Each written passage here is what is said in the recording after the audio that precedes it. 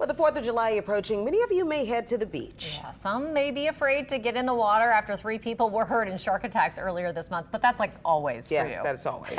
Tonight, Meg Ferris has expert tips on how to lower your chances of being approached by a shark.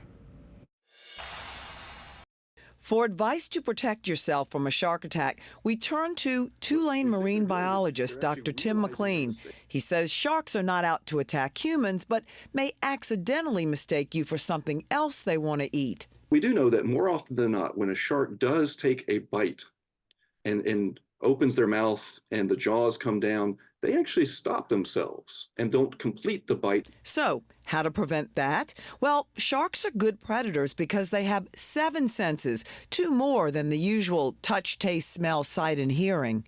They can also detect vibrations from fishes that are swimming near them. They can feel those slight vibrations in the water. And they can also detect electrical signals. So because of that, if approached, calmly move away. Don't splash around.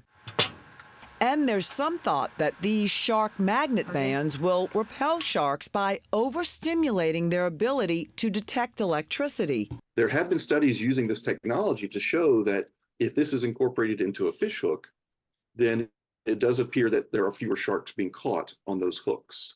But there are no independent studies for them on humans. Now, things that do attract sharks: the reflections from jewelry and the smell from the proteins in any urine or blood that you put out in the water, being around people fishing with bait, or schools of fish, which are closer to the shore this time of year.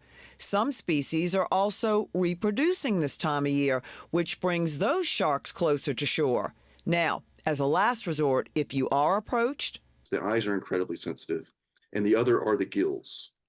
So if you can get your fingers into the gills and just rake across those gills, odds are really good that the shark is going to release its bite or not be interested in you. Or put your raft or snorkel between the two of you. And remember, unprovoked attacks are still very rare, on average 70 a year worldwide. We're not really experiencing anything that's beyond the normal. In fact, we're just a little bit below the average for this year compared to previous years. Meg Ferris, WWL, Louisiana.